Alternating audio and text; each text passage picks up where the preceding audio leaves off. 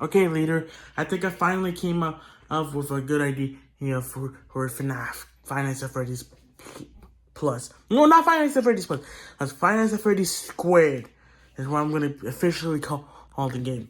So, Finance at Freddy's Squared, where the main villain will be an evil version of me and an evil L, okay?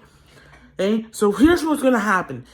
Okay, so you start out as a normal employee, okay? You just lost your job, your old job as a security guard at like a freaking, I don't know, local, I'm just kidding. You just lost your job, okay? You're like really desperate, because you just lost your one and only job at as like a night watch for like a supermarket or something and for some reason you wanted to go in this like huge mall like pizzeria area. Yeah, no, it's not a pizzeria area. You wanted to go to an abandoned factory that used to be that beside it used to connect to an abandoned pizzeria, and so that's where you work your new nighttime security guard job at Finance at Freddy's, the factory edition. You have Freddy, Bonnie, Chica, Foxy, and Golden Freddy, while you have an evil version of me and an evil version of Evil L, aka an evil version of L from the A's family. And the main character himself, the night guard, his name's going to be Mike. But not Mike Smith like in the Finance at Freddy's games. His name's going to be Mike Martinez. Michael Martinez. But he's not going to be related to me, because he's going to be from a part of a different, okay, leader, help me hear me out. He's part of a different family that will have a bunch of lore in it. Little did that security guy know that some of his ancestors were actually criminals themselves. And they had ties. His grandparents had ties with William Afton himself. Oh, in this game series, he had ties with William Afton himself. And so, William Afton used I don't remember if it was Remnant or Agony that gave machines life, but I'm not a machine, okay? And he used the energy from the machine to create an evil persona of myself. He cloned me. I know that Will Smith is in the actual game hasn't having an ability to clone, but like this is my imagination. I could just make that work out if I wanted to. So I would. And so you go through 7 nights of this is 5 regular nights and a 6th night and a custom night. Okay. It will be a free roam game, so you're not just sitting in the office like flipping up and down the camera for us like it's nothing. Okay, hey leader, so yeah, you're not just doing that. You're actually trying to survive. You can't escape the factory. Okay, hey, this is like freaking in security breach style gameplay. Hey. You have to run around and sneak around the place in order to complete each night and each hour. You have to complete certain tasks, such as you have to find some pieces of items in order to contribute to the overall lore of the game. I mean, overall, the overarching story of said game. And so, yeah, there's something about a missing son, a son that went missing, some missing group of kids, just like in the regular game. Also, throughout this game, you've learned that Michael Martinez learns of his family's dark, secret past that he never even knew about. And so he becomes intrigued. He's forced to work there because otherwise, if he doesn't work there, the superintendent, the boss, the overarching boss within the game, would threaten to kill him and his family if he doesn't leave there. So he's forced to stay there. So in the first night, what you have to do is collect pieces of drawings of Michael's past hidden throughout the building. and there's multiple floors to this building, and it's like probably like near the side, like half the size of the security breach suplex or something. Okay, leader. And so as a result of that he's over here. They're trying to connect pieces of drawings of himself, of some drawings from his childhood, you know. Well, because he used to know the place as a child, back when the factory was actually thriving, back with the pizzeria connected to it was actually a thriving pizzeria. And so that's how Michael or Martinez even knew about this place in the first place, okay, leader? And so, yeah. So in the first night, you have to collect, like, probably like 10 pieces of drawings, each tiny little pieces of Michael's childhood past that, like, contribute to the story. I'm not going to tell you how it contributes to the story, because we're going to be here for way too long. But just telling you it's going to contribute to the story. Right? And then the final piece, you have to do piece of the second part of the night. Like, you have to find these old audio tapes from the company, like, from company management that talked about how the potential of new technology within these animatronics, and how they can make people perform, actual people. They can create people perform, so that not robotic people perform. They talk about technology that also cloned people and animatronics, so that they can make more pizzerias, which will cost money, but it will be beneficial in the long run for the Freddy Fazbear company. And that way they can make more money, and they can make more sales, and they become more successful as a result. Okay, leader?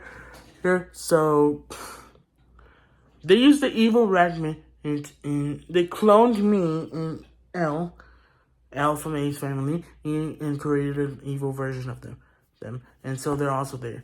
So the first night you have me who has like who can like, I'm like Freddy. He just roams around the place. He has very good hearing, and so you have to be silent when he goes in here. If you make like one little like big piece of noise, he comes running straight to you. So you have to stay as quiet as possible. There's 5 audio recordings in night 1, and that also contributes to the lore, overall lore in the game too. It's going to be a lot of lore in that game. More stuff, mostly related to the family history and the family ties between the Fazbear management, the pizzeria, for murderers, and aka the family's evil history. Like they were serial killers or something. I think it's crazy. Not only that they killed kids, they also killed grown-ups too. Like they were wanted. They were like on the FBI's most wanted list, but they had no information. They had information on the family, but since Aunt family was so smart at hiding away from them, they could have never gotten a hold of them.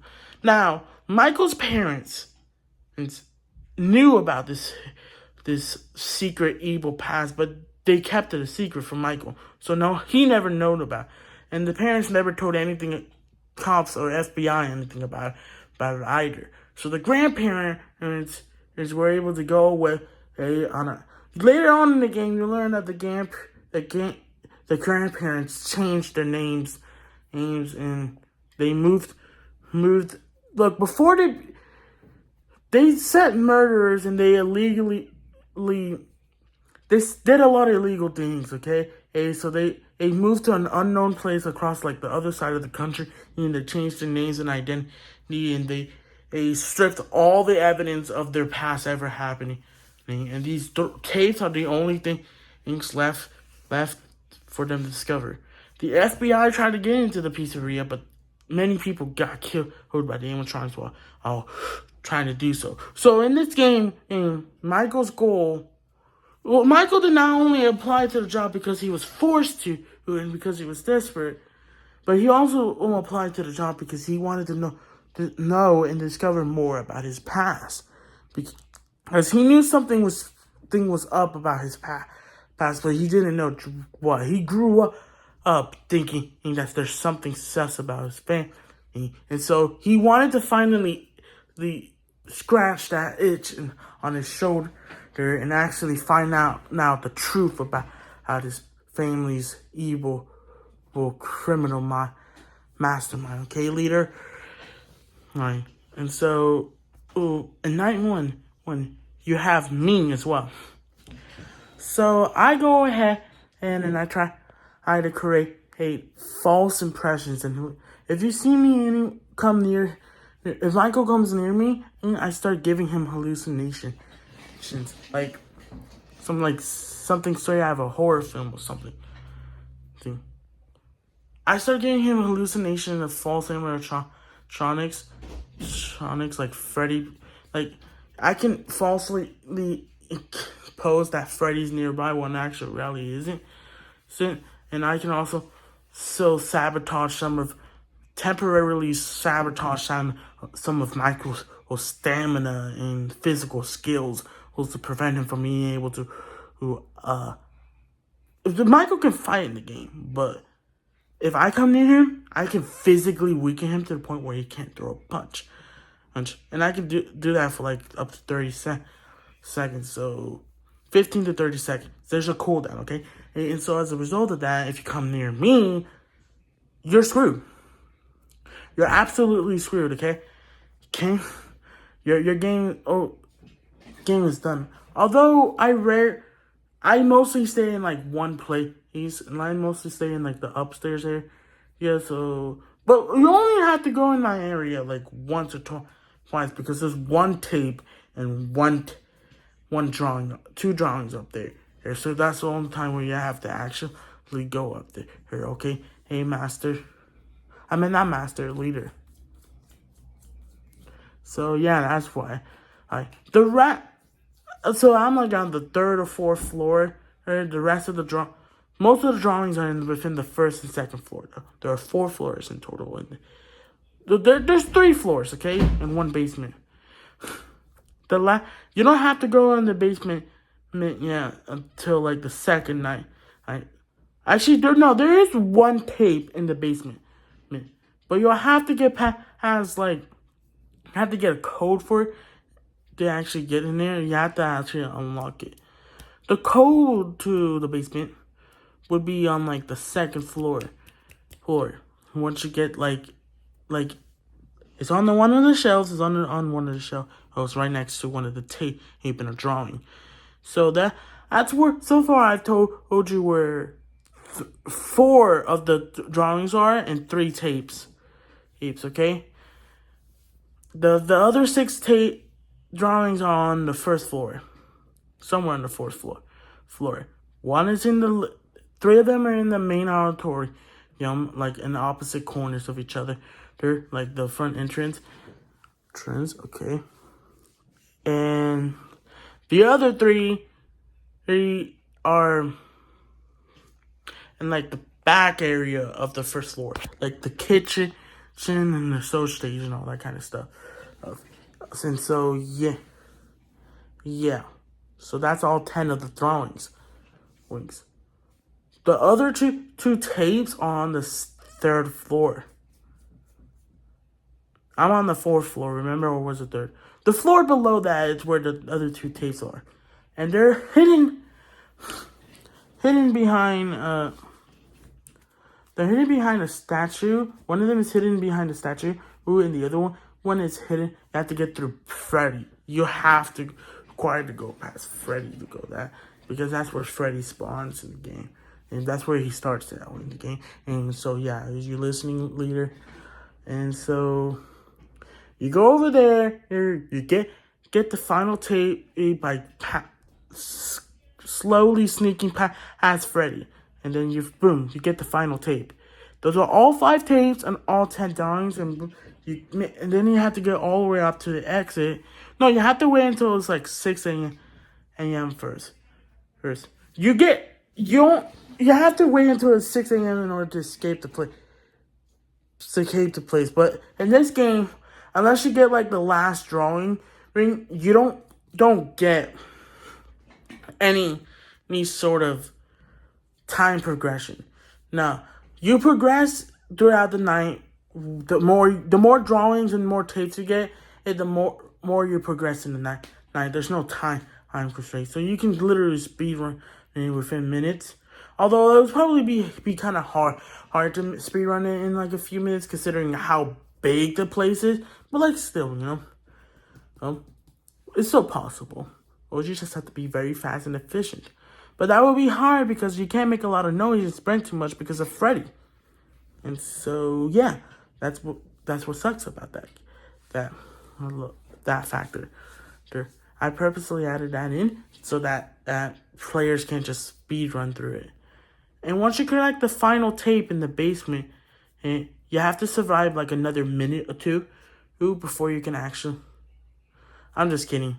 You have to wait like 30 seconds before you can escape, and then boom, it's 6 a.m. and the front door's unlocked and you can escape throughout the night. And then you go to your home, and then you try to pinpoint every little piece of detail, every piece of drawing, and every tape you go through.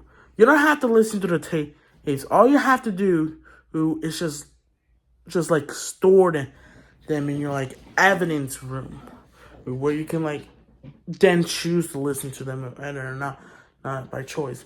Although by the end of the game, you will be required to listen to parts of it, in order to analyze, in order for Michael Martinez to actually analyze his family's past and actually come to a conclusion about what really happened. And then after that Michael comes to the police to try to gain his grandparents' whereabouts. But we'll get into that later. Now, night 2. Night 2 introduces Evil L. Okay, so night 2 introduces Evil L. Oh yeah, I also forgot Golden Freddy's also in here. So the Evil L is she makes a lot of noise, but Freddy is not attracted to the noise because Evil L is joining a part of the Finance of Freddy's team. Okay, and so the Evil L was purposely sabotage noise every once in a while and mask the noise of Freddy's footprints or my footprints, so it make it harder for them to hear. But if you listen closely, you can still see the Freddy. You can still hear the noises. Evil only does like a little bit of noise. If you encounter Evil L, it's not the end of the game because you can like find a thing to like shock her with, to like you get like a little taser to shock her with, but the taser won't work on Freddy or me. It's not powerful enough. It will only temporarily stun her for like 15 to 20 seconds. It's buying you enough time to escape her premise without being caught. So yeah. And night 2, what you have to do is that you have to find some documents hidden throughout the pizzeria. You have to find 5 documents. No, 10 of them. 5 of which are in the basement. And then the other 5 are split between the thing. 2 of them are in the 4th floor. Another 2 are in the 2nd floor, and the last one will... No, here's go. 5 of them are in the basement. 1 of them is on the 4th floor. 2 of them are on the 3rd floor. And 1 of them is in the 2nd floor, and another one is on the 1st floor. And so that's how it works, okay? Each and every one of these pieces of details, there are collectibles in the game that you can choose to get in order to 100% to complete the game. Most of them have lore implications, but they're not actually required to collect in the game, and they won't actually contribute to the main story. They contribute to the story, but they're not contribute to the main story. They're like a side story. that's like within that they contribute to the story, but not to the main story. It's not the main timeline. It's like further lore. It's not like the collectibles you're required to get by task within the game, which are part of the required main storyline lore, or which you forced to pinpoint at the end of the game. But we'll get to that later. Now, in night 2, there are some puzzles with some of the documents, or some of the past documents that you have to do in order to actually access the documents. So here's the thing, though. One of the documents will be about the manager opening the pizzeria in like the 2000s or 2010s, and having ties with his Michael's grandfather, who secretly knew about Agni and Redmond in the animatronics, and they tried to melt that on all the metal rods within the animatronics in order to create Redmond, to suck the energy out of the animatronics, so that they can put it in new animatronics, so that they can give them life, so that they then use a different technology that doesn't exist within the Five Nights at Freddy's actual Five Nights at Freddy's lore in order to clone them, so they can create an army of animatronics. At this night, there are like a lot of endos in the basement that spawn in that weren't there in the first night of the game. And so as a result of that you have to be careful, because as the endos don't move, they move slowly. They do move. They only move when you don't look at them. But there's only like 2 endos there, and they're like split based on the opposite end of the pizzeria. They don't activate until you actually come within like 10 feet of their territory. No, like 20 feet of their territory. So as long as you stay distant from them, and even if you're looking away from them, they're not gonna move.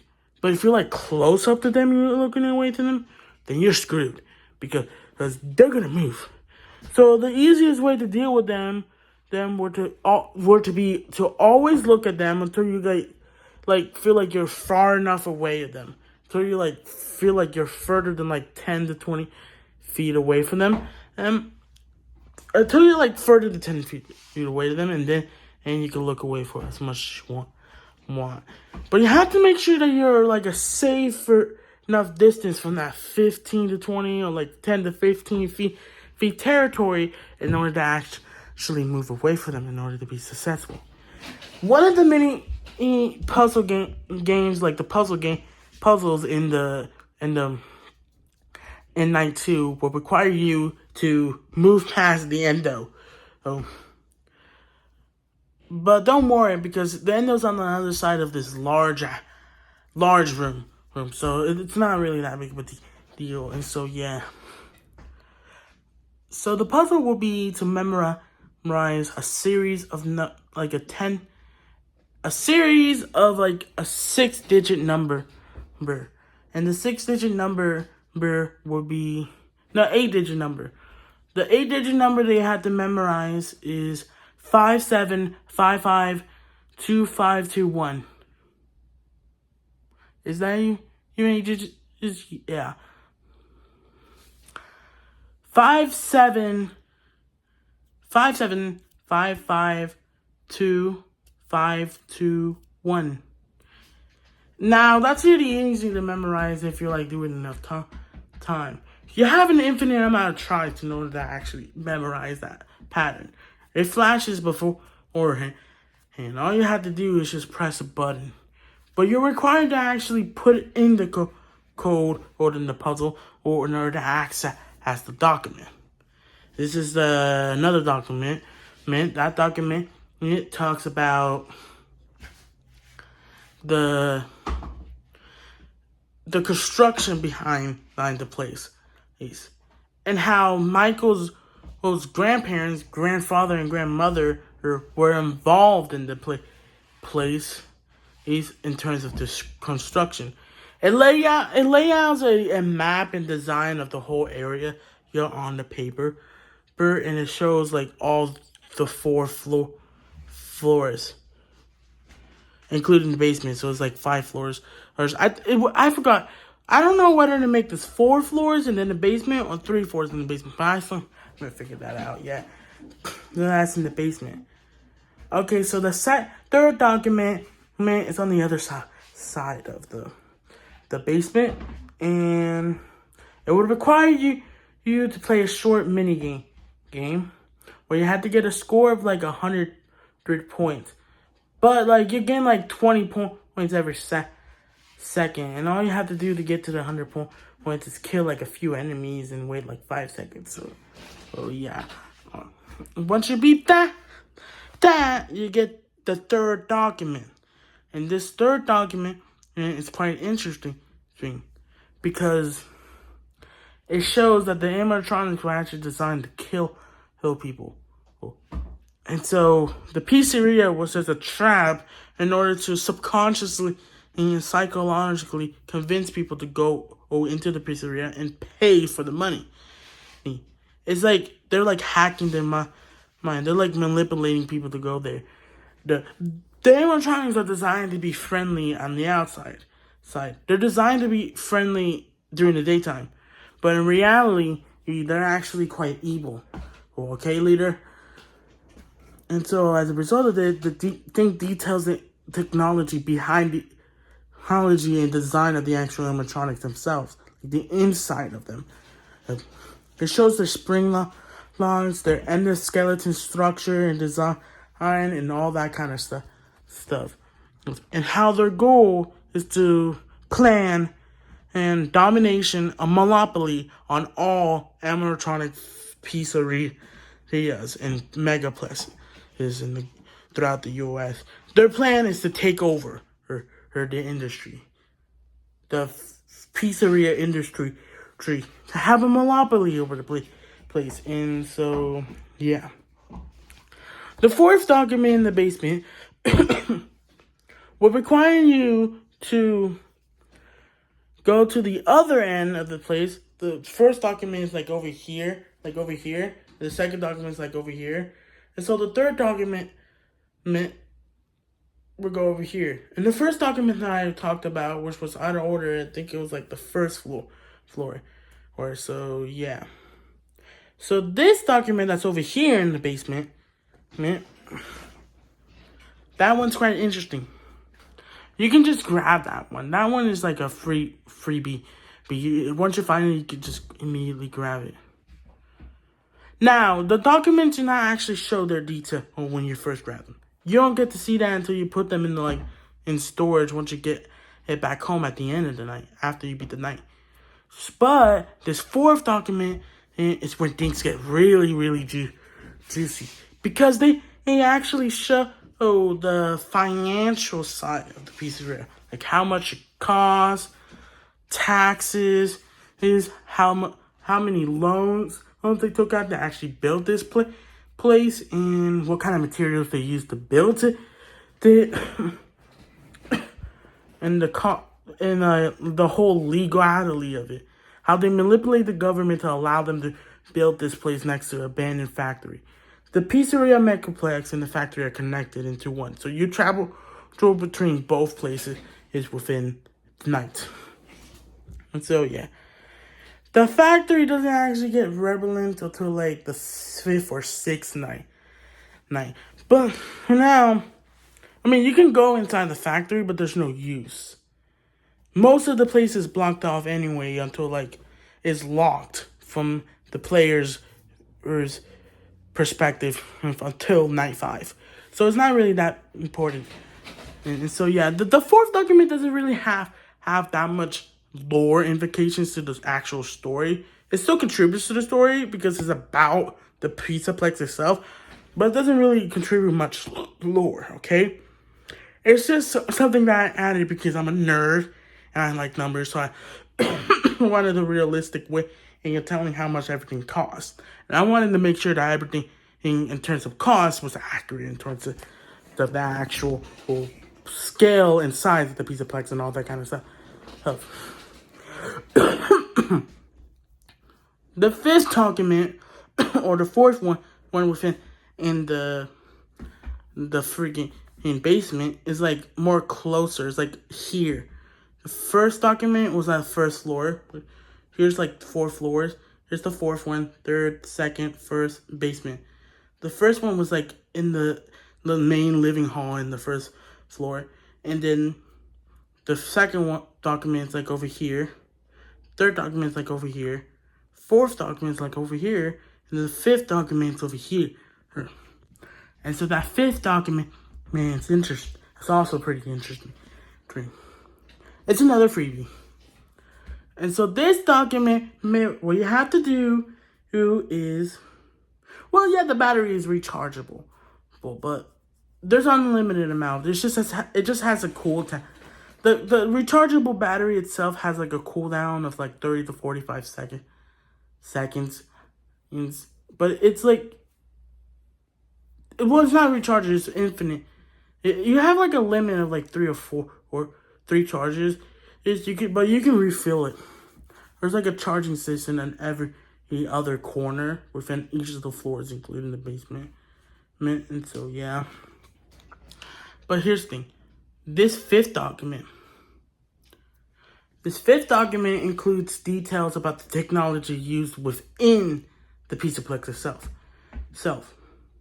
And it also involves Michael Martinez's his grandmother and grandfather, how they took out loans from like private investors to avoid the eyes of the public and the public government in order to actually fund for these new technologies costing hundreds of millions, maybe even billions of dollars. That way they can have super advanced tech, like we're talking advanced AR and /VR, which there is a VR room inside the Pizzaplex, but you can't really use it because that would be complex. But in the in-dream imagination world, I do plan to mimic that. So yeah, I do plan to do that. So that's pretty interesting. But here's the thing. The fifth document is special because it talks about the technology behind the spring locks based off the actual lore from the Five Nights at Freddy's game created by Five Nights at Freddy's series created by Scott Coughlin. Okay. And here's the other interesting thing about this is the fifth document also reveals that Freddy Fazbear's Pizzeria had a deal to merge with some private illegal investor in order to fund for money. Some private millionaires fund money. And they were told to keep secret about the deal. They weren't allowed to expose Freddy Fazbear's Pizza, because if they did, they would be executed by Freddy Fazbear, their executives and managers and high level officials in Freddy Fazbear's pizzeria company. They would be executed on the spot if they were told that. So they were threatened and forced to keep secret about the documents. And so, yeah. The documents were written by, they were like burnt. There used to be a lot more documentation, but they were burnt out because the basement is all burnt out because it was part of the old factory that they just built the pizzeria over it. But that part of the factory is actually buried underground because the factory is old, and I don't know why they just built it underground for some reason. And it's burned because that's why it closed down, because it's broken down and stuff. But it's also burnt because the Freddy Fazbear official tease and try to get rid of as much evidence as possible about their existence, so that in case any government official or FBI were to come into the place, they wouldn't be able to find anything regarding the deals with the Martinez's and stuff but like still, I mean, they failed because there's still some documents that were left from even after they burnt the place. But like, still, the sixth document, aka the fifth and last document within the basement. No, this is six. It's aka fifth document within the basement, and talks more in depth about the history and involvement of the Martinez's family in the shady schemes of Freddy Fazbear Pizzeria. It goes back all the way back to like the 1970s or 80s, how Martinez's great grandparents were involved in this, but they died because they were executed by Freddy Fazbear's Pizza when they didn't want to work for Freddy Fazbear's Pizza anymore, when they actually became super corrupt and evil. So Freddy Fazbear officials forcefully executed them on the spot and killed them so they couldn't expose any secrets, which is very unfortunate. And they died well before Michael Martinez was ever born, or so he never knew about it.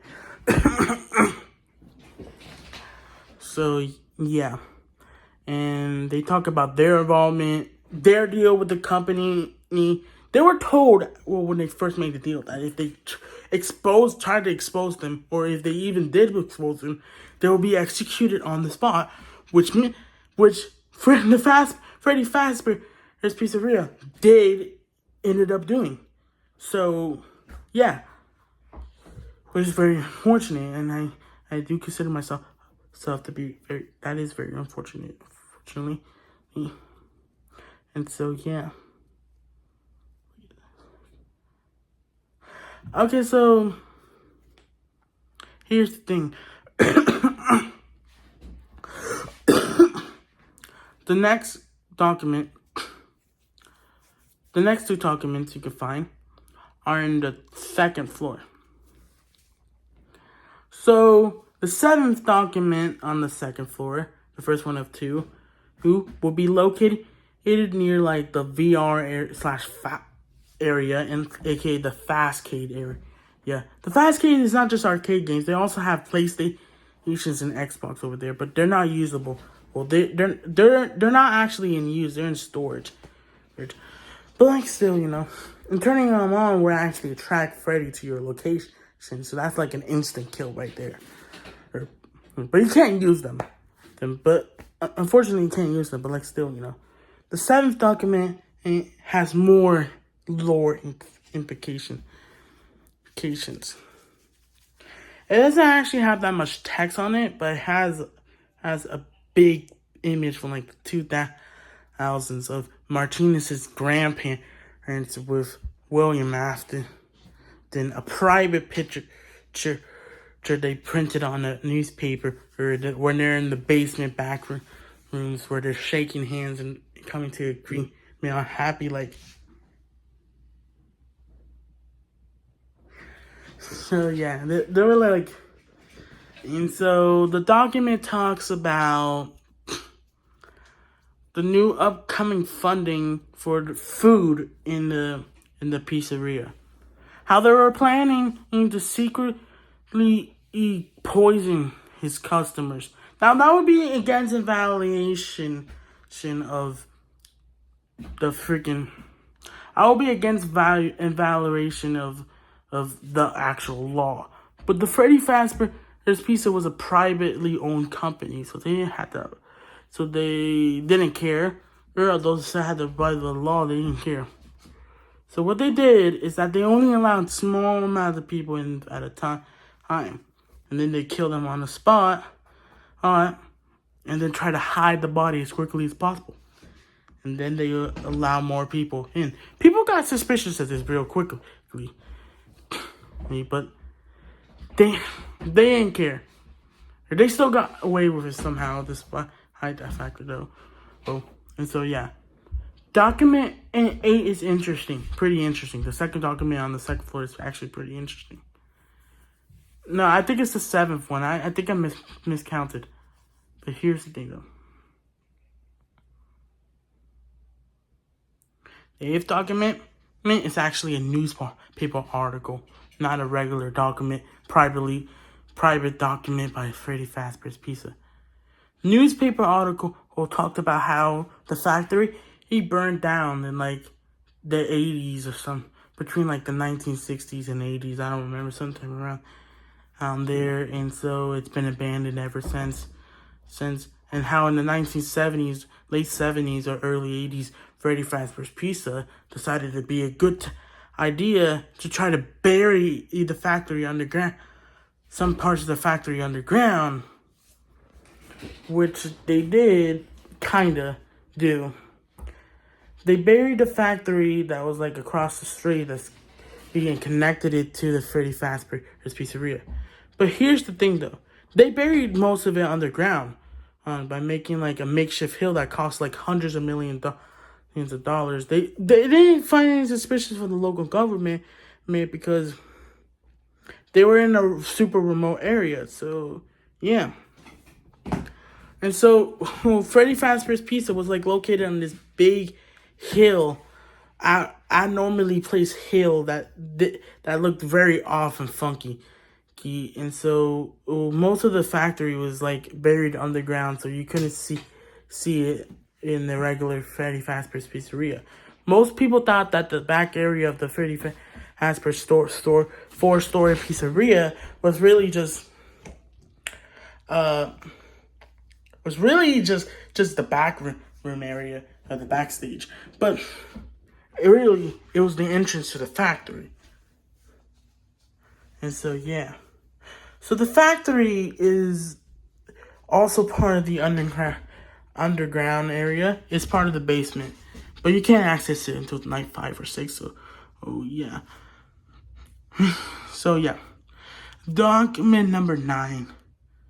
Well, the reason why the public never actually got a hold of that newspaper article is because it was privately printed, and so Freddy Fazbear's Pizza killed the people who did it on the spot, and so they had a hold of the newspaper article was before they were able to publish it, and so they kept it in their Fnaf archives. So yeah. So yeah, the last 2 documents are in floor 3 and 4. The one on the 4th floor is in the Fnaf archives, but there's not anything in there. It's just empty.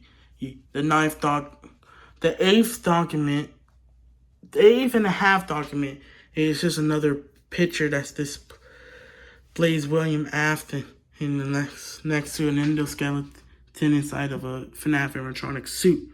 And it's talked about how they made a deal with how they're trying to stuff grown-ups as in their costumes in order to kill them so they can erase the evidence. Document number 9 explains a privately printed Freddy Fazbear's document, which they described a deal with Evil L to keep secret about the corrupt nature of FNAF's finance of Freddy's Pizzeria, and so the Evil L made a deal, and so it actually joined, worked alongside Freddy Fazbear's Pizza. She's an evil tendencies, and she actually worked alongside them, and actually helped to keep the public away and the government from ever knowing about its Freddy Fazbear's secrets, and kept the mystery alive, kept people from learning about the truth behind the mysteries of Freddy Fazbear's Pizza.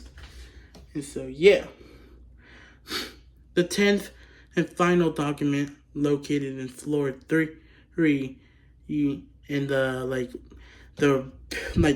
mini restaurants and stores, like mall-like stores, because they were so big they had like a mini mall in there on the 3rd floor, 2nd and 3rd floor. So on there, over there, are one of the back room janitor rooms. There's like a handwritten note that says, "Be aware, do not trust them." It was written by one of It was written by me. Okay, I was in there before. It was written by me before they cloned me and made my clone into an evil person. So it was written by me. It doesn't have any lore complications apart from the fact that I may have been there already before, or it doesn't really contribute much to the story. It's the only one that doesn't have like barely any connection to the story whatsoever, or kind of like the finance document, but that one still has like a little bit of lore in it, but like still, and so yeah, those are all the 10 documents within Night 2 of Five Nights at Freddy's Squared. Night 3 is where it gets interesting because Bonnie gets introduced. Yeah, Bonnie. Bonnie's mechanics will require you to keep an watchful eye every once in a while. He'll stay stationary within like a music box style place. Is you have to smooth him by like whining every once in a while, or else he'll get out and get you. But if he gets out of the music box area, prize corner, on like the first or second floor, it's not insecure because he then rolls around asking you around getting ready around all over the place. He walks pretty slowly. He doesn't sprint, and so it'll basically be like Freddy. He has super hearing. But the only thing with Bonnie is that Freddy, if he sees you, he'll come charging to you. But with Bonnie, what he will do is that he'll try to manipulate you using like some kind of secret technique and vision that'll force your player to move towards him. But you can counteract that by like slicing him with a sword. But I warned you, it will cause noise, a lot of noise. And so once you do it, you have to run away and hide. So this is where a new mechanic comes into play. You could hide into places. You couldn't do that the first 2 nights. So you can hide in like a locker or like underneath a table and like one of like a baby car or something, like pull it down on you or something. Or you can like hide in like behind the curtains in Foxy Cove or something. Until Foxy comes and he gets introduced in the next night. So I don't consider that to be a good idea. But like still, But here's the thing though. As soon as you conflict Bonnie's attack, if you don't do that, if you don't conflict his attack, then he's gonna kill you as soon as he sees you. There's no way to avoid it. So you have to attack him. It will cause a lot of noise and it will attract me, Freddy, and it will attract Freddy to your location. So you hear him sprinting, he will be like, he'll sound like Foxy for God's sake. Like he'll be like Foxy territory. And so he'll get attracted to your location. And you have to hide. You have to keep hiding until Freddy goes away and like is a fair distance away from you. And so yeah. And this night, what you have to do is you have to find 5 more things.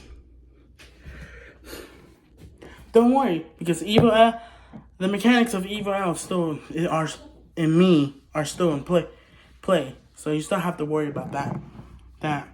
And when it comes to Freddy Fazbear, his mechanics are still the same. So you still have to deal with all those other people. But here's the thing though. You have to find 5 schedules. Wait, no, let me think this through. Forget that. You have to find 5 drawings. Each drawing has like a deep symbolic meaning that contributes to the lore / overall story of the game. It's indirect, so it's not gonna be like instantly obvious. You might have to actually do a little bit of research on it. But yeah, there's one drawing on every floor in the Pizzaplex. One drawing in every floor. So here's the thing. So the first drawing in the basement will contain Bonnie giving a gift to a child, and on the gift it says Martin. It says Thomas and Nicole Martinez signed a deal. It says that they signed their soul to Freddy Fazbear's Pizza. That's it.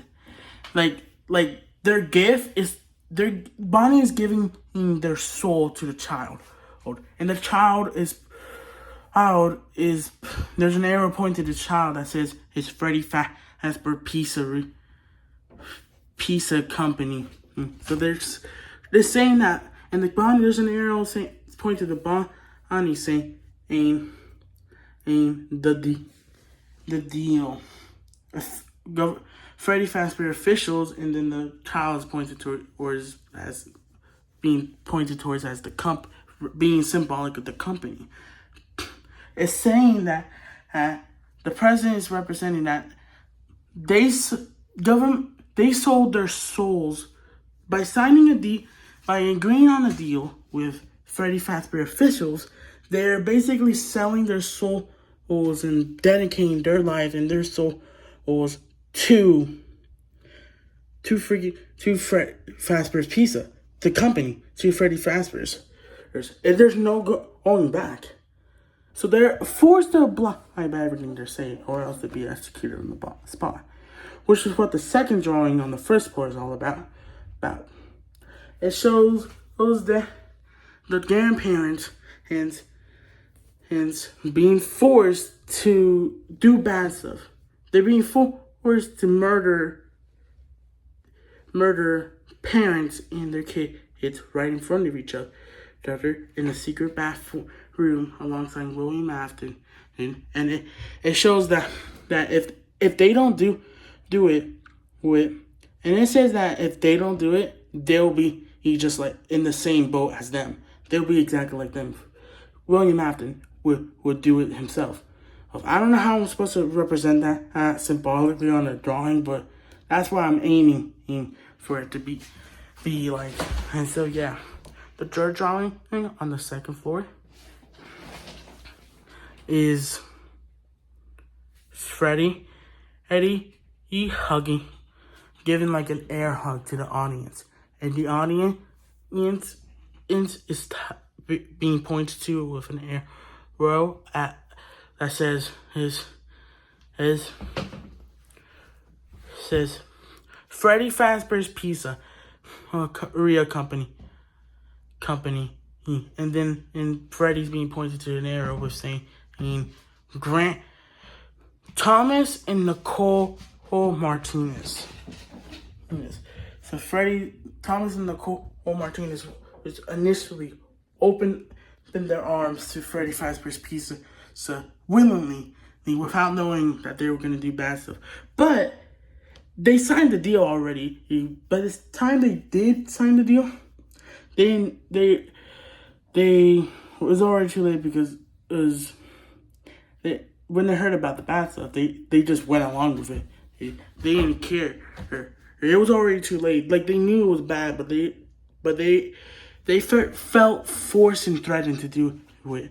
And if they told it, they got legal officials to do it, they would execute it on the spot. Like, they said it seriously. That they were very harsh about how the Freddy Fazbear Pizzeria officials they were not playing games. They were like really committed to keeping them under their control, under their watch 24/7, and they can't leave. They're not allowed to leave. They were never allowed to leave the pizzeria. And up until this point, Michael Martinez himself never knew about it. So oh, he had to do something about it. Oh yeah, and I also forgot, at the end of the night too, you have another one of those like store evidence things. And so yeah. So yeah. The fourth drawing. The third drawing. No, yeah, the fourth drawing is on the third floor. It's right the third and fourth drawings on the second and third floors respectively are in the malls, are in the like mini pizzeria areas, mini market areas. The second drawing is in the back on the backstage. It's on the first floor, right near the block of invisible barrier with alongside a big metal wall that says closed, no trespassing, on it. And right on top of that, in front of that, is where the second drawing is. And in the basement is right near the end though. And so yeah, some of the animatronics can go in the basement, but they rarely ever do, so I don't think you have to worry about it for the most part. And so yeah. So the fourth drawing on the third floor has to do another symbolic image of the animatronics giving gifts to William Afton. It has the same message as the first drawing in the basement. Just instead of Freddy Fazbear Company, it's the Freddy Fazbear Company giving their soul. It's Michael Martinez's grandparents and being dedicated to the company. The grandparents are being represented as the animatronics, and the president is being represented as the Freddy Fazbear Company. And so the Freddy Fazbear Company is William Afton's gift, the grandparents' gift to William Afton, even though William Afton created the company himself, created and founded the company himself. And so basically, the grandparents is in the company are basically, symbolically speaking, not literally speaking, like symbolically speaking, that is, giving their soul and their full attention and control under the hands of William Afton himself. So yeah. And on the fourth floor in the archival room is the fifth and last drawing, which just doesn't have much lore implications. It just has a present that says, "Be aware, do not fall for William Afton's tricks or manipulation."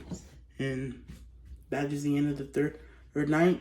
You have to escape. Then you officially reach 6 a.m. You have to escape. But the second, third, beyond the first night, there's no 30-second timer after you already got all the other stuff in case you're wondering. So yeah, there isn't any. As soon as you get all the collectibles, you automatically reach 6 a.m.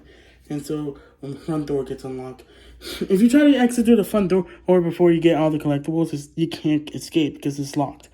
And so yeah, once you beat the third night, you go back into your house and you organize all the evidence and store them once again. Now, the fourth night is where things get interesting, because Foxy is introduced in this night. Yeah, Foxy is introduced in this night.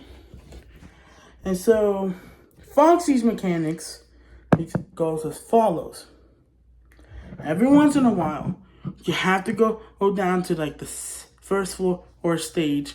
You have to check on him. And if you don't check him on him frequently enough, he works exactly like how he does in Fnaf 1. He gets progressively further and further out of the Pirate's Cove. And once he successfully gets out, he'll start ramming in the whole place. His progression is extremely slow. You don't have to worry about it. And so he's sort of ramming around the place, making it hard to hear any of the other animatronics. And he's blind, so he can't see you. So all you have to do is just avoid running into him, and you'll be fine. The only way to counteract him is if you either watch for watch Pirates Cove frequent enough to the point where he can't escape, or using when the evil owl shocked. But the same thing is true for the shock, because the shock only temporarily stuns him for like 10 to 15 seconds. And it has like a cooldown of like 30 to 45 seconds. And there's only a limited amount of shocks before you have to recharge it, which the recharge cycle takes like 5 to 10 seconds. And so it's not ideal. It takes like 5 seconds, so it's not ideal. So ideally you have to make sure he doesn't get out of Pirates Cove. If he runs into you while he's running, then you're instantly dead. It's game over. You have to restart from the beginning of the night. And so, yeah. I might think about adding checkpoints in this game, because now that I'm explaining it out loud, it actually sounds not difficult. I made this way too hard. But, like, still, you know. Okay, here's the thing, though. In this night, I'll be a little easy, and you have to find images.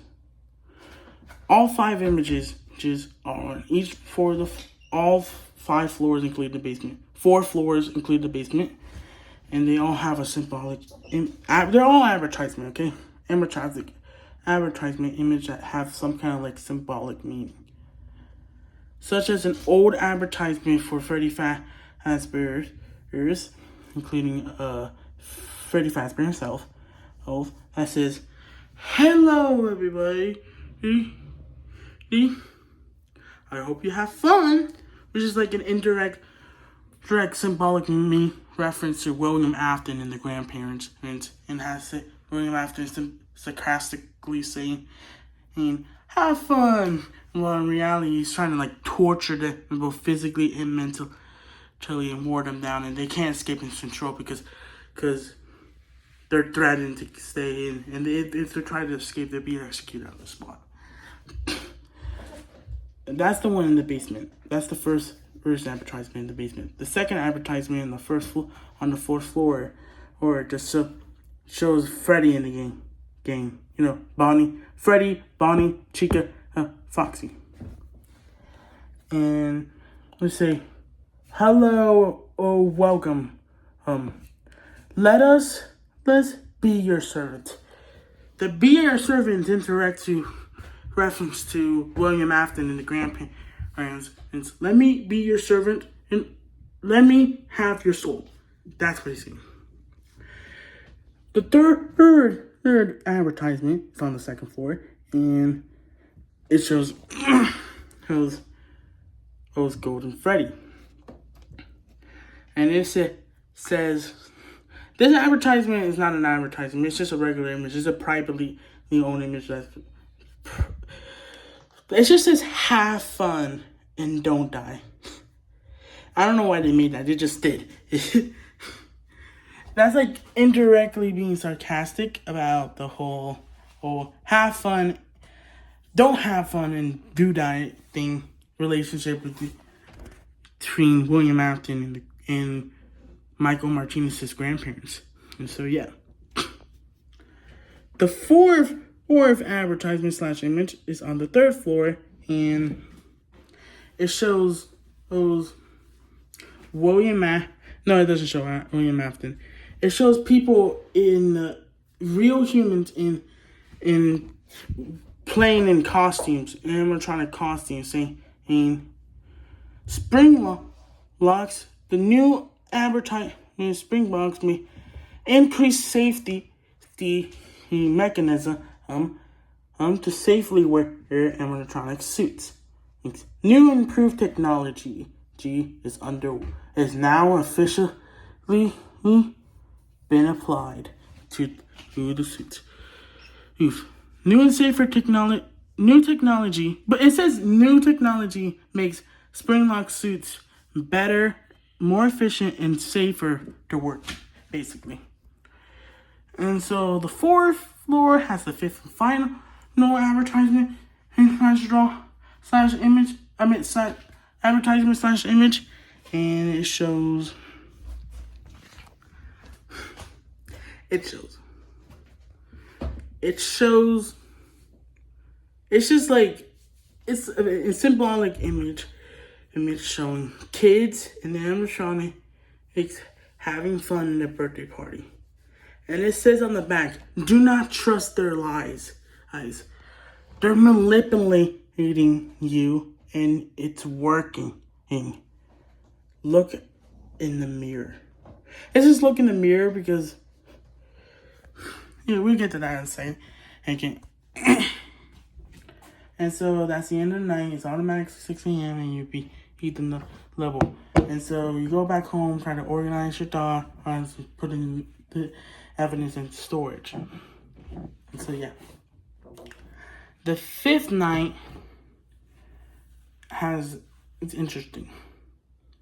Because the 5th and final character, the 6th and final, the 7th and final character is introduced in this night. We have an evil version of me, evil version of Elle from Ace Family, Freddy, Bonnie, Chica,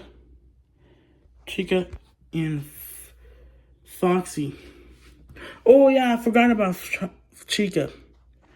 So Chica gets introduced in the 4th night as well. And no, Chica gets introduced in the 5th night. No, we're scratching. I'm changing it. So Chica, all you have to do is find her cupcakes.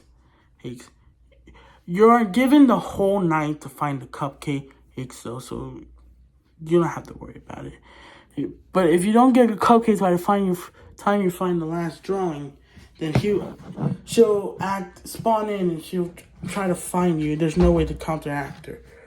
So you instantly do that. And so yeah. She only kill you spawning after you find all the things.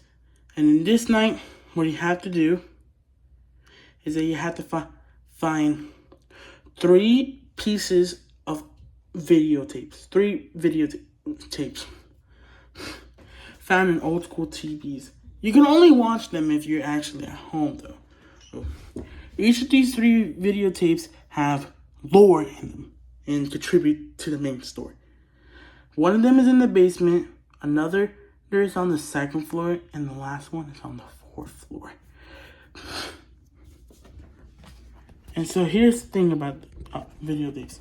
The first one is in the basement and shows how the endoskeletons work if Michael Martinez's brother in the video alongside William Afton, and they explain about acne and redman and all that kind of stuff, and they do cloning experiments as well. And the second video the first video is located in like the middle of the basement. And so that's pretty easy to find. You'll find that as soon as you enter the basement. But the second videotape is on the 2nd floor, inside the mini markets. One of the mini markets, and what it shows the creation of the evil version of me and Evil Al, and it shows the complications of that kind of stuff. And on the 4th floor, the 3rd and final videotape, you'll see William Afton and the grandparents arguing super hard about it. And William Afton threatens to kill them because of what they've done. And the grandparents express their need to express the fact that they changed their name and they're planning to leave. And then William Afton gets mad and starts shooting 3 shots. Luckily, none of the shots from his gun ever hit any of them. Then that is, both the first one takes place in the basement. The second and third, the basement is not accessible by public. You have to go into like the backstage and all of that, and people are not allowed to go over the back room for that matter. The second and third videotape, it takes place in the factory, in the rundown factory. It's deep underground, and so yeah.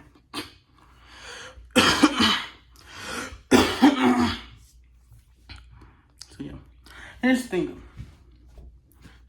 The 3rd and final video has like the most amount of lore implications and the most contribution to the story. And so yeah, after you're done with that night, oh yeah, you have to find 3 cupcakes in order to make the cheek to go away, and they can randomly spawn on any of the floors. But like still, here's the thing: once you beat night 5 and go back home, you organize your thoughts, you organize the evidence, you try to analyze it, and then you put it back in the safe. And so yeah, here's the thing: the 7th night there's no task in it. It's just like a custom night. You see how long you can survive type situation. It's endless. Well, it's not endless. It's actually, there is a task in it. There's one singular task. You have to survive 10 minutes. You have to survive like 15 minutes, 10 to 15 minutes there. I really beat it. And then you finally beat the game. But here's the thing. The 6th night is where things get interesting because it's the final night. It takes place in the factory. But the night doesn't officially start until you enter the factory. The animatronics do not get spawned in until you get into the factory. You start out in the normal entries of Freddy Fazbear. Here's Mega Pizza Plex. And you have to you brought a crowbar with you. And you have to find some way to like make it bang really hard to point. And so he goes to the backstage. He does like a Kamehameha blast type situation. No, actually, he does like a super powerful explosion that lurks the place. It wakes up Golden Freddy. It's super powerful, super loud. If I was there in person, it'll probably be making panic because of how loud it is.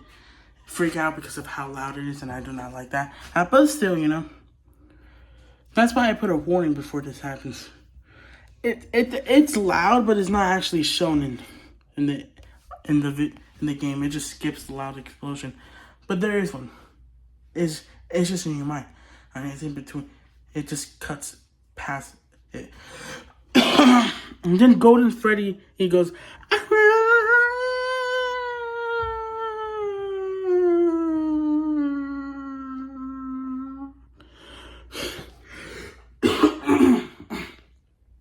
and so you're forced to run away. Then if you try to go back, it instantly puts an invisible barrier on it, and then it gets boarded up again, and with a metal door, and then the metal door just spawns back in.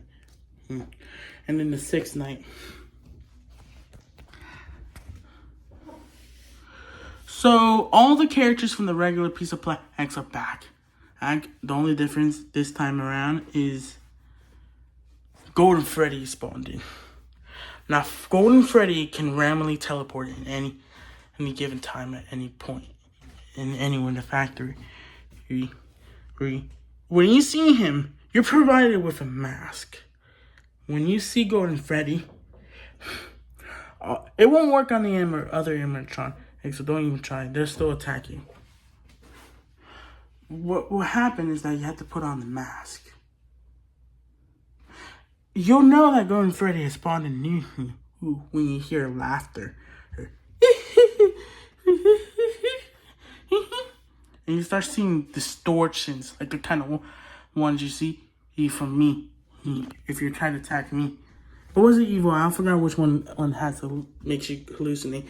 But still, if you fail to do the mask thing, the Golden Freddy will stun you, making you either being able to move, or like start seeing things, or like makes you blinds your vision a little bit, makes you like go blind for like 5 seconds straight. The more times he stuns you, the longer the effect happens. If he stuns you from like anywhere from 1 to 5 times, it's 5 seconds. More than 5 seconds, then 5 times, he stuns you for 7. If he stuns you for like more than 15 or 20-ish times, more than 20 times, it's 10 seconds. And then beyond 20 times, it just stays 20. No. Okay, so or any more than 5 is 7 seconds. More than 20, 15 will be in 10 seconds. And then it just stays at 10 seconds. It doesn't go any higher. So if you get stunned more times, it just stuns you for 10 seconds. And straight. There's no way to counteract in a perfect putting on the mask. You have only a couple seconds to react. You have like 5 seconds to react to it though. So you're good. So yeah. There's only one task in this video. There's only one task. This factory has like multiple floors. There's like 5 stories, but they're all completely useless. I mean, there's a lot of Easter eggs and like little details and collectibles that have lore and story implications in them, but they're not really any use to the actual like game itself. It's just to expand upon the story more. But here's the thing. You start on the 5th floor, top floor of the factory, and you're forced to go all the way down to the basement. And then once you get down to the basement, you have to go through all the animatronics. You have a few puzzles. Once you get down to the basement level, you start like a classic Fnaf. You get like a checkpoint. So every time you die, you just start back to that same place. And so here's what happens. You have to survive until 6 a.m. Have to survive for 6 minutes straight with all the animatronics. Though. So they're all exactly like the exact same. So Foxy, you have to check him out through the cameras, make sure he doesn't escape from Pipe's Cove. For Freddy, it's exactly the same as FNAF 1. Same thing is true for Bonnie and Chica.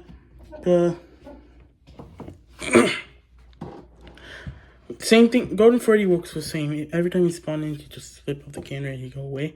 And here's where it gets interesting. I will try to do a fake bait. I can knock down the door. If I go in and I knock down the door, if you hear my banging, you have to put down the Freddy mask. Actually, now go away. No, Evil Out does that. What I actually do is I go in through the vents behind you. I'll be like mumbling to myself. I'll be like, oh, oh, oh, oh, oh, oh. And I'll be banging loud as banging noise on the vents. And so once you hear that, you see me in the background. You close the door. You'll have like 3 to 5 seconds to react. So don't worry, you'll be given a little bit of time to react. Close the vent door. Now, the good thing about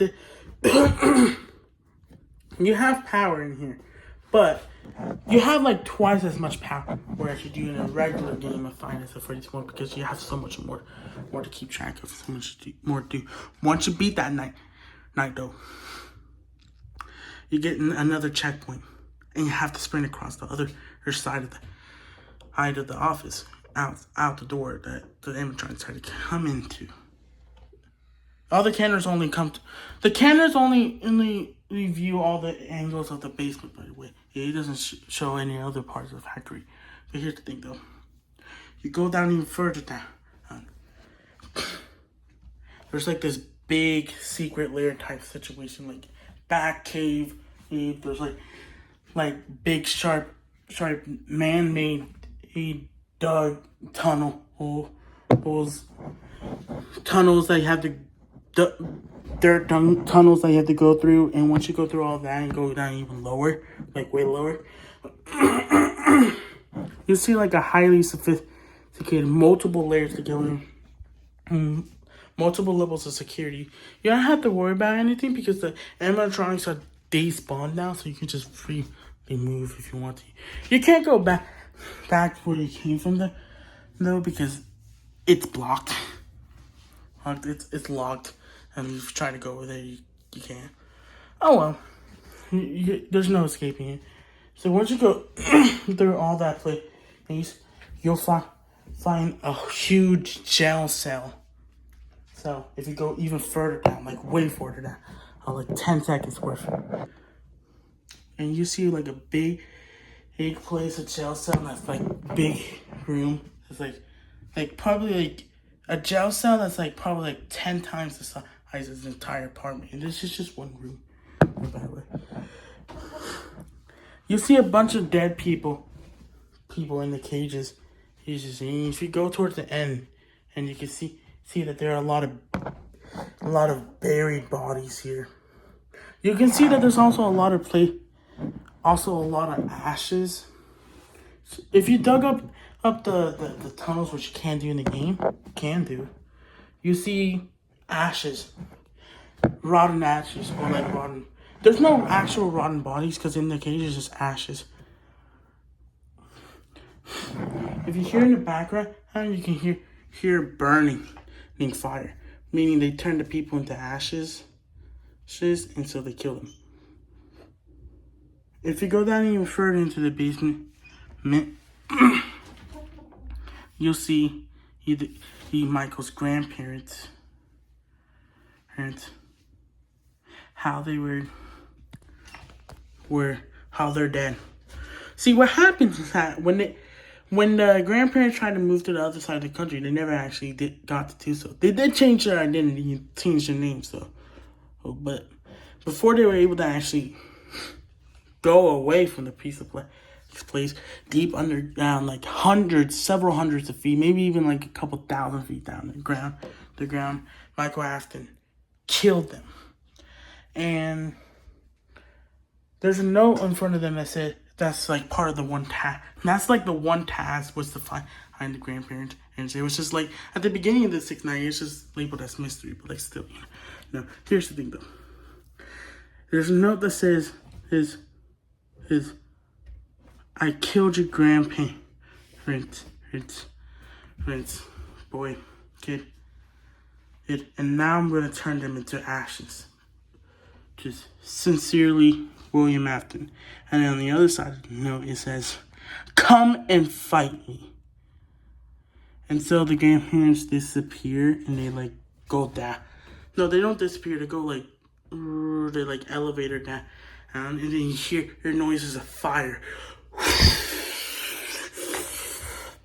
Grandparents get turned into ashes. You've been told to follow down the elevator. Beyond that place is just a huge dirt wall. Well, there's okay. There. If you go down on that elevator, you'll see a purple guy, William Afton guy, and he's just an 8-bit spirit, and then he turns into like a real person, and then he turns purplish, and then he becomes big. And then there's like a big arena, and you have to actually fight him. And this is where another checkpoint comes into play. You don't take fall damage in this game, by the way. There's 2 endings in this game. One where you, if you fail the boss battle, you just restart from the beginning of the boss battle. It's fine. And then he starts doing multiple different attacks and stuff. It's a long boss battle, but once you beat him, you get rewarded with the counter. The tats counter has already been up, but still, you get rewarded by the end of the night. And then you get like a cutscene, him remorse about his grandparents dying. And so he then travels. The next cutscene cuts to him being on like the front of the factory. The windows are covered by wooden planks, by the way, so you can't see inside. And then he like breaks down the wall again, and the animatronics are still despawned, by the way. And then he brings. Well, here's the thing. In between the cutscenes, he's holding his parents' ashes, and he created a vase for them, so he's like holding his grandparents' ashes. He goes back to his car and successfully managed to get out of the pizzeria, Mega Pizzaplex Pizzeria, and then he goes back home with his parents' ashes. He's in his car, and then the game rewards you with finally completing the game, and that's the whole game. And then that's it. Credits, play and stuff. No, that's the whole game. Yep, that's Five Nights at Freddy's squared. And then if you want to do extra stuff like challenges, then you can do the 10-minute survival thing, and but either the factory or just the regular mega pizza plex. If you're wondering, the super down beastment is like despawned. It's like locked away from the start of the game, and so you can't just go that way. So it's like blocked, so you can't go down there early on. You have to actually like survive a little while before you can actually do that. But like still, you know. After that, the game ends. And then you get like another option after the 7th night, right, where like you can like try to piece together all the information, try to truly to find. I didn't explain everything that's in each of the documents. I only explain like the most important things. There's a lot more to it than just that. But what happens is that you try to connect all the evidence together to find out what truly happened, and then you try to call the cops on it. One or two endings are possible depending on the certain conditions. The first one is for the one that I just described, and the second one, if you get all the evidence and collectibles and 100% the game, you'll be able to actually report William Afton to the authorities. But it won't be easy because there will be another big fight that the cops will have to fight against it. But eventually they'll arrest him and send him to life in prison. And so yeah, there are like 100 collectibles. I can't specify the whole thing. Well, I don't know the collectibles, but I'm trying to figure them out too eventually. But yeah, that's the end of the game. That is Five Nights at Freddy's squared. I'll make a separate video that explains the idea of a Call of Duty Ripoff game. But that is Five Nights at Freddy's squared later. I'll think of the Call of Duty Ripoff game later on, but that's my idea for Five Nights at Freddy's squared gameplay. Okay? That was actually interesting. That was a way more detailed experience game most detailed game I ever experienced in my life. That's almost on like the same level as like freaking getting security breach or ruin DLC. Like the Fnaf Help Wanted game level or big or like extreme, bro. I find it unlikely that you ever actually created a game for that, but like still, you know.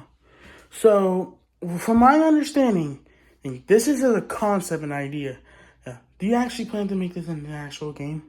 No, I don't plan to actually make this an actual game because that would take way too long and I don't have the money or patience or the team to do that. But it's a concept, it's an idea that I have. And I've been thinking a long time about it, and it's like an idea that I've been wanting for a while. So it's just an idea, it's an imagination what I plan to do it to. So yeah, later. It's not an actual game that I actually plan to make. It's just an idea that I have. It's just an idea. It's just a concept, okay? Hey, it's not actually really a real thing that's gonna happen. It's just a concept, okay? Okay, I see. Well, if that's the case, I like your idea. You have a very overactive imagination. And you have a high level of creativity and high skill level in creativity as well. And I do appreciate that factor. And so I appreciate it. Thank you very much for your idea. So I'll say shake on it. But shake on it. Shake on it. Shake on it. Yeah, I agree. Shake on it. Yeah. That is the longest singular video that I've ever made ever on YouTube. And this is like one of the longest amount of times I've ever spent actually recording video. Actually, the longest I've ever spent recording video was almost 3 hours long. 2.5 hours long. But I spent like another 4 hours trying to edit it. Then I turned it down to like 20 minutes long. And that's a Fnaf World video that I uploaded on Melissa Martinez Voda 3. So this isn't the longest I ever recorded for a video. But It will be the longest this video that I will upload. That's like even after, if I were to end up ending this, which I'm not, because it's way too long and I don't have patience for that. But this will be the longest unedited video that I have uploaded on my YouTube channel, or the longest edited video. This is the longest final video that I'll be uploading on my YouTube channel, probably ever will, or at least for several years on the lane. So I hope you guys enjoyed this video. And if nobody's watching this video, that's fine, because I can just use this future reference. And bye. Bye, bye, bye.